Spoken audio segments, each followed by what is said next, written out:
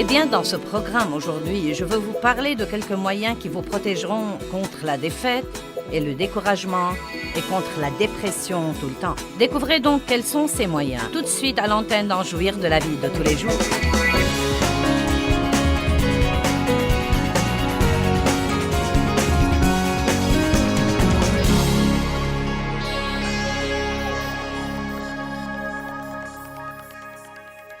J'aime ce que dit l'apôtre Paul dans Actes 20, 24. J'ai déjà fait toute une série là-dessus. Il dit « Mais aucune de ces choses ne me tente, et je ne fais aucun cas de ma vie non plus, pourvu que j'accomplisse ma course avec joie. » Et j'aime ça. La Bible rapporte dans Jean 17 que Jésus a dit « Et maintenant, Père, glorifie-moi, j'ai achevé l'œuvre que tu m'as donnée à faire. » Savez-vous comme c'est facile de dire quand vous commencez à vous lasser « Je vais m'installer là ?» Mais je veux que vous soyez le genre de personne, et je veux être le genre de personne qui dit « Recommence, recommence. » Et je veux être le genre de personne qui, même si je ne vois qu'une petite lueur d'espoir, de la taille de la main d'un homme, pouvez-vous imaginer un nuage de la taille de votre poignet là-haut dans le ciel? Et quel peu d'espoir cela pourrait vous donner? Mais Élie, parce qu'il était un homme de foi, a refusé d'abandonner. Il l'a considéré comme un grand signe de Dieu.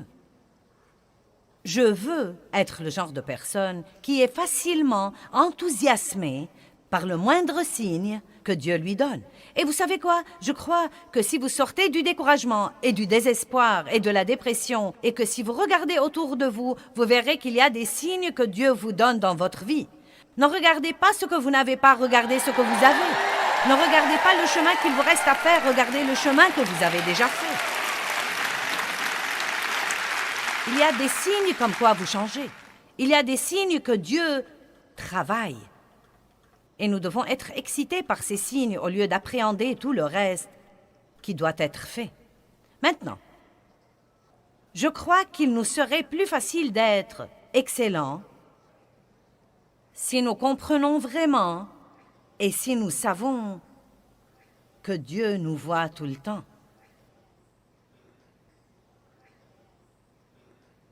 Jésus s'est expliqué tout en disant « Je suis ». Wow! Il n'y a nulle part où Dieu n'est pas. Quand vous rentrez chez vous et que vous fermez votre porte, oups, le voilà. Quand vous déjeunez avec un ami qui médit d'un autre ami, oups, le voilà. Quand vous fouillez dans votre portefeuille pour décider de l'offrande que vous allez donner, et que vous évitez les billets de 100 et 50 et 20 et 10 et 5, et que vous trouvez ce billet d'$1,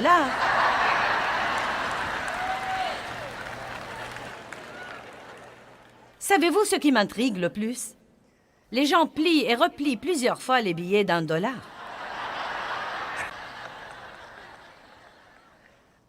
Mais si quelqu'un, par contre, donne le grand truc, il ne le plie pas comme ça, il le met carrément là.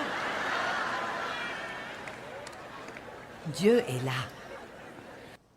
Il a vu l'offrande de la veuve, et il ne s'agit pas du montant, il s'agit du sacrifice et du fait qu'elle ait donné le meilleur d'elle-même, qu'elle ait donné tout ce qu'elle possédait. Dieu voit, il est le Dieu qui voit tout, qui sait tout, qui est partout. Et vous savez, nous devons abandonner l'idée qu'il n'est qu'à l'église le dimanche matin. Bonjour. Il vous suivra quand vous sortirez d'ici et verra combien de gens vous allez renverser pour sortir du parking le premier.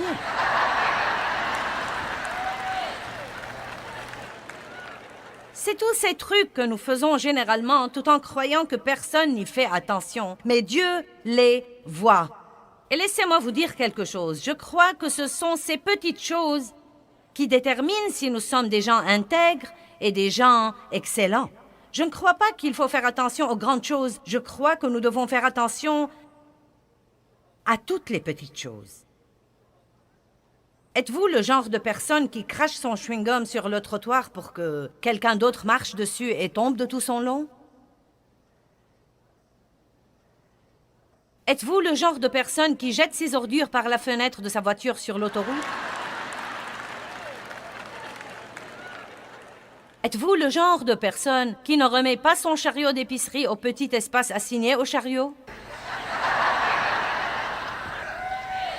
Êtes-vous le genre de personne que j'étais autrefois? Vous ne remettez pas le chariot à sa place et vous passez plus de temps à essayer de l'appuyer contre la voiture de quelqu'un d'autre? Non, mais je me rappelle que je mettais le chariot là, et que j'équilibrais ses roues, et que je commençais à filer, et il commençait à rouler, et je retournais. En fait, nous faisons toujours plus d'efforts pour faire ce qu'il ne faut pas que nous ne faisons pour faire ce qu'il faut.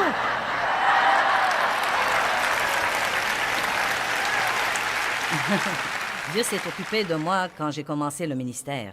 Il m'a dit, si tu fais 3 choses, je bénirai ton ministère. Il y en a évidemment plus que 3, mais ces choses-là étaient fondamentales et importantes. Fais avec excellence tout ce que tu fais. C'est la première chose que Dieu m'a dite. Avec excellence. Cela ne veut pas dire l'extravagance. Cela veut dire l'excellence. Cela veut dire de prendre ce que vous avez et d'en faire le mieux que vous pouvez. Il n'y a rien de honteux à ne pas avoir des choses nouvelles ou des choses abondantes, mais quoi que vous ayez, vous devez l'apprécier et vous devez vous en occuper.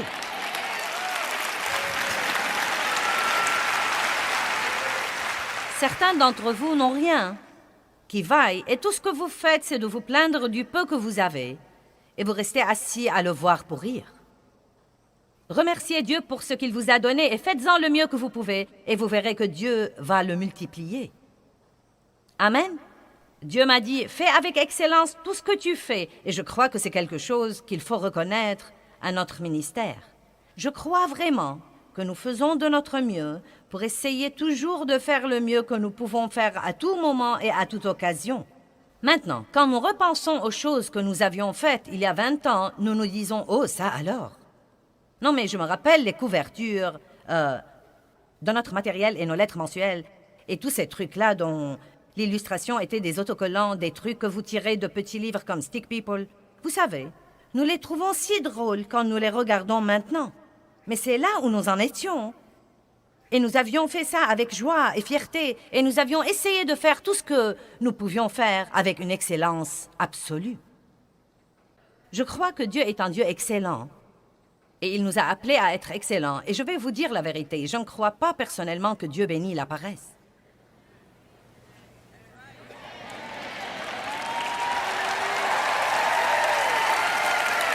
La pire condition dans laquelle nous puissions nous retrouver, c'est de laisser cet esprit paresseux, léthargique, pathétique, de passivité, nous contrôler. Dieu nous a donné le libre arbitre et il s'attend à ce que nous l'utilisions. Il suffit de lire les psaumes où David dit « C'est le jour que l'Éternel a fait, je bénirai ».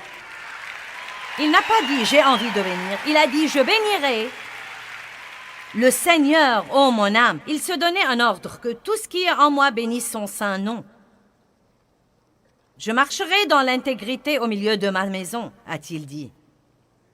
Je dirai des choses excellentes. Nous devons faire, écoutez-moi, je veux vous donner un mot exprès. Écoutez-moi bien, tout ce que nous devons faire comme il faut, nous devons le faire exprès. Quelqu'un a aimé ça?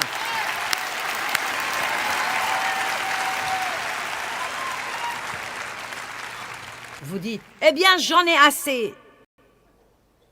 Je fais tout comme il faut, mais je n'arrive pas à un résultat. Et j'en ai assez. Eh bien, recommencez. C'est mon message à vous aujourd'hui. Recommencez, et recommencez, et recommencez, et recommencez. Et bientôt vous direz, oh, le voilà! Le voilà! Le voilà, mon exaucement. Si vous êtes assez déterminé, il n'y a pas un diable en enfer qui puisse vous vaincre.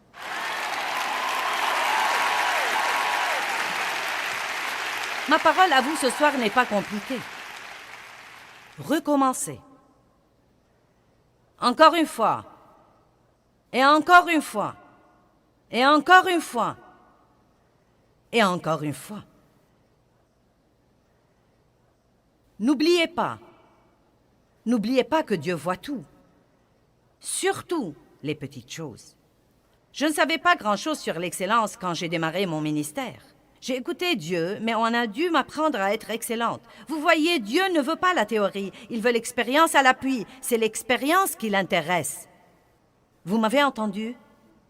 En fait, si vous étudiez le mot « connaissance » dans la Bible, vous verrez qu'il veut dire non seulement connaître quelque chose, mais encore l'expérimenter, le soumettre à des expériences. C'est pourquoi dire que nous connaissons quelque chose sans le mettre en pratique n'est pas une vraie connaissance biblique.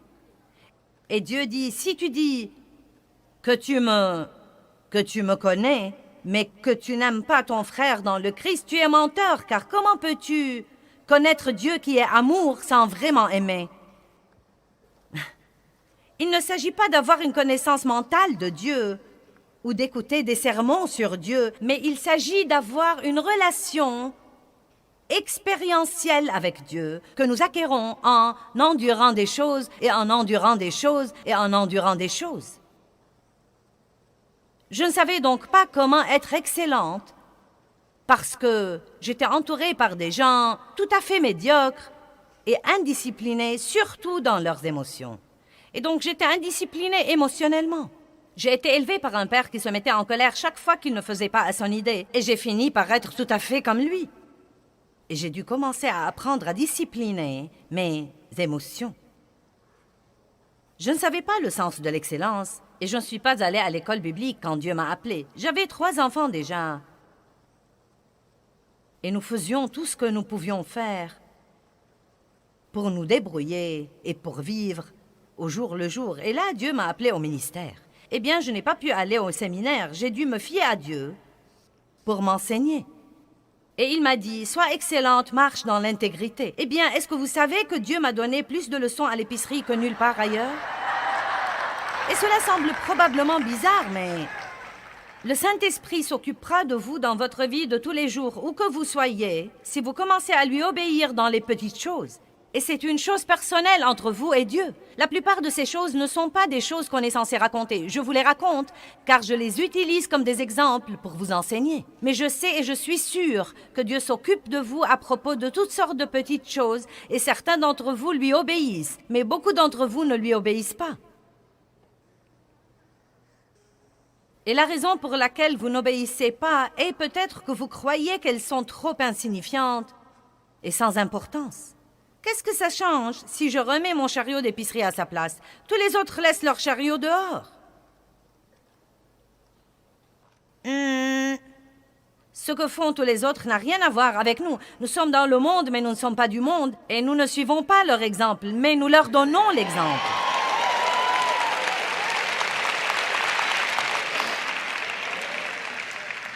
Et le plus triste dans l'histoire, vous établirez le rapport. Et je vous dis la vérité, Dieu s'est occupé de moi au sujet du chariot d'épicerie pendant 2 ans avant de me soumettre finalement et de le remettre toujours à sa place. J'ai commencé à faire ça de temps en temps, mais je ne le faisais pas quand j'étais pressée. Je ne le faisais pas quand il neigeait et quand il pleuvait. Et je ne le faisais pas quand c'était trop loin. 2 ans! Vous m'entendez? 2 ans pour remettre le chariot à sa place. Et je priais pour l'agrandissement de mon ministère. Allez, j'avais un don.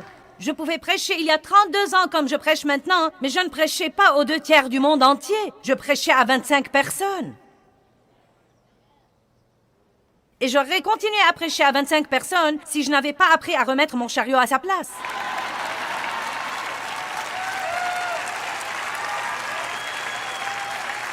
Allez!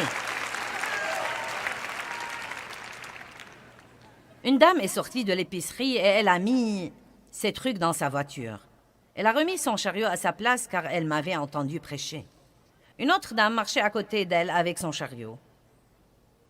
Elles se sont regardées et ont dit « Joyce Meyer ?»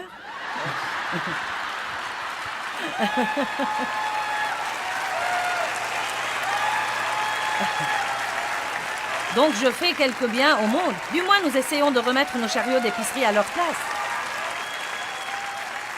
Et une autre chose que je faisais tout le temps et dont Dieu a dû s'occuper, nous disposions d'un budget modeste. Et vous savez ce qui arrive quand vous allez à l'épicerie affamé. Est-ce que vous remarquez comment ils disposent les produits dans l'épicerie? D'abord les trucs dont vous n'avez pas besoin. Et vous arrivez finalement aux produits de base comme le lait, les œufs, le fromage, les trucs dont vous avez besoin. Mais au moment où vous arrivez là, si vous disposez d'un budget modeste, au moment où vous arrivez là, vous avez déjà dépensé tout votre argent, donc vous devez fouiller dans le chariot pour restituer quelques trucs. Vous êtes-vous jamais demandé quel dingue mettrait une laitue avec un dentifrice?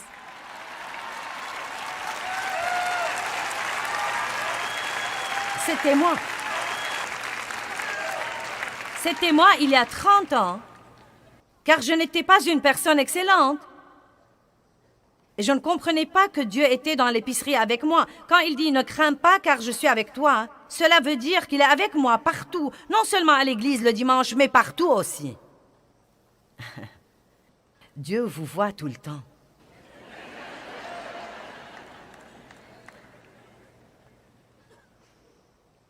Je veux que vous commenciez à dire 20 fois par jour, à haute voix, « Dieu est là avec moi et il me voit ».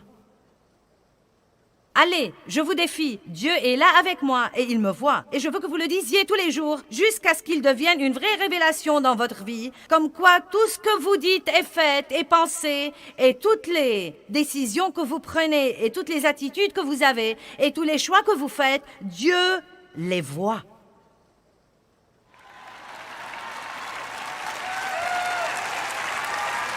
Allez, ça va? Ensuite, il y avait le truc des poulets volés. C'était mauvais. Vous dites, qu'entends-tu par poulet volé? Je découpais dans le journal ces coupons qui disaient que les poulets étaient en solde. Chaque famille avait droit à 3. Mais je ne voulais pas 3, je voulais remplir mon congélateur. Donc je prenais Dave et nos enfants et nous achetions chacun 3.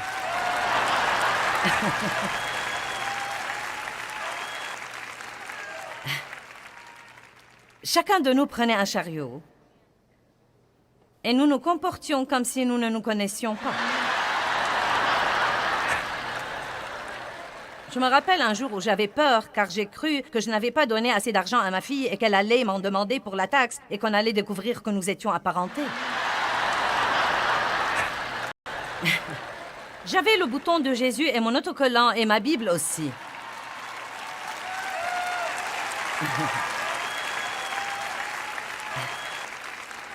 Et Dieu a commencé à me dire, « Joyce, sais-tu que ce que tu veux cacher est forcément quelque chose de mauvais? »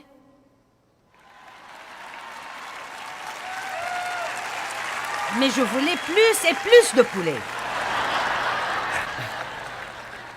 Je prêchais ce message il y a très longtemps dans une église au Tennessee et le pasteur était assis au premier rang. Vous savez, tous les anciens étaient assis là-haut. Et je prêchais et j'ai raconté l'histoire des poulets. Et le pasteur a bondi. Il était grand de taille et il a donné un coup de pied à sa jambe et a déchiré le fond de son pantalon. Mais c'est une autre histoire. Il a bondi, il a montré sa femme du doigt et il lui a dit « Tu m'as transformé en voleur !»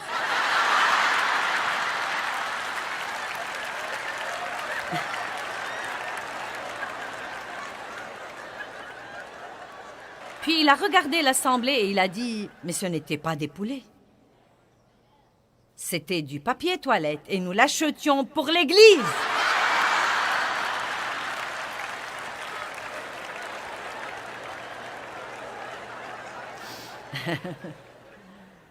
Un jour, nous avons fait la queue avec nos poulets et nous sommes passés inaperçus, sans être attrapés. Je n'oublierai jamais ce que Dieu m'a dit. « Félicitations, Joyce, tu viens de voler 3 poulets. » Je suis allée à l'école biblique et à l'école de l'excellence et de l'intégrité, dans l'épicerie, et dans le marché, et dans le quartier, et avec toutes ces petites choses à la maison, derrière les portes fermées. Je ne sais pas ce que vous en pensez, mais je crois que si je n'avais pas passé ces tests, je ne serais peut-être pas ici avec vous aujourd'hui. Vous pensez peut-être que c'est fou, mais je le crois au très fond de mon cœur, je le crois. Je crois que si nous ne sommes pas fidèles dans les petites choses, Dieu ne nous confiera pas grand-chose.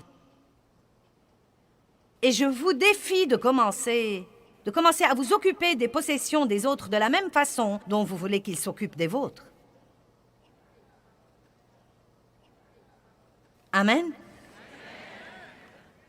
Quand vous louez une chambre d'hôtel, ne posez pas des tasses humides sur les tables en bois parce qu'elles ne sont pas les vôtres et que vous vous en fichez. Allez, il y a toutes sortes de trucs que nous faisons, mais nous devons marcher dans l'intégrité. Si on vous rend trop de monnaie quand vous faites vos courses, n'agissez pas comme si Dieu vous bénissait, rendez-la. Eh bien, ma belle, crois-moi, je viens de prier pour une bénédiction et la voilà. Non, vous êtes sur le point de devenir voleur et vous en attribuez le mérite à Dieu.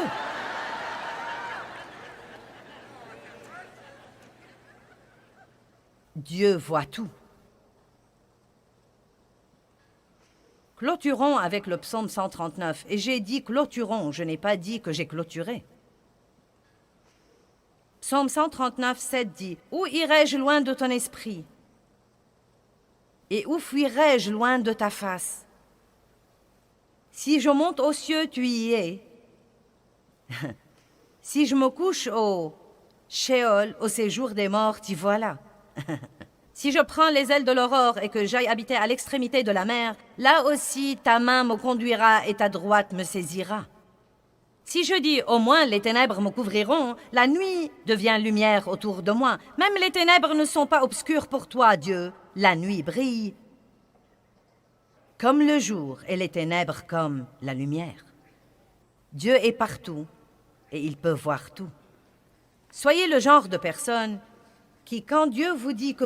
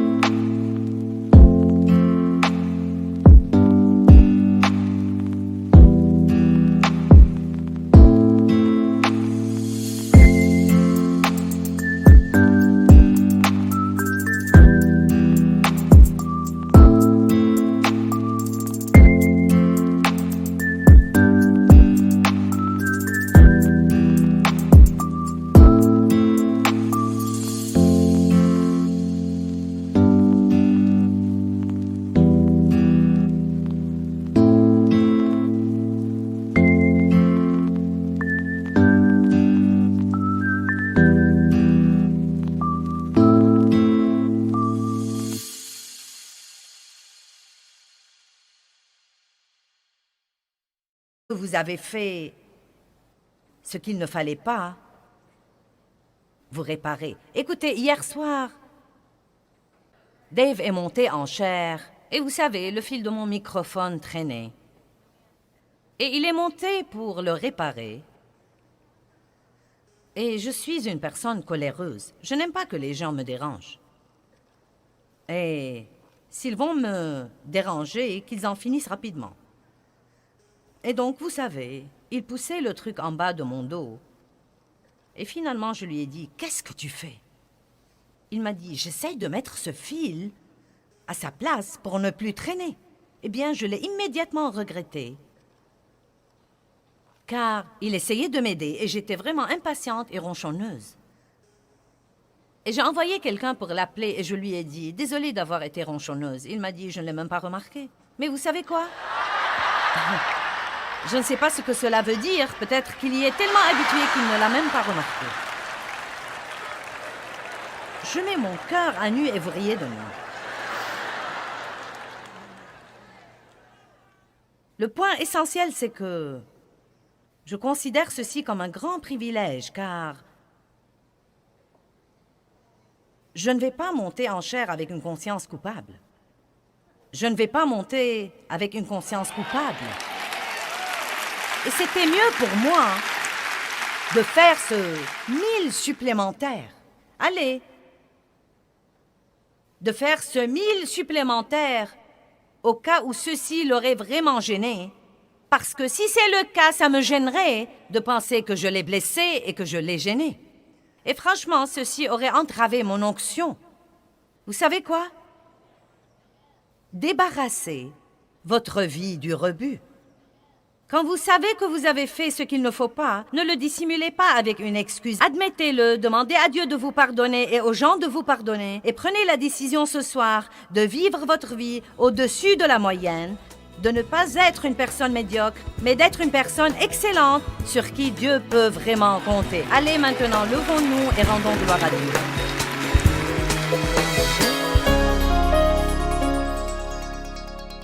Dieu ne nous a certainement pas appelés à la médiocrité, mais il nous a en fait appelés à être des gens excellents. Dieu est un Dieu excellent et quand nous parcourons la Bible, nous voyons que tous les héros de la Bible, les gens de la Bible dont nous aimons raconter les histoires, étaient tous des gens excellents.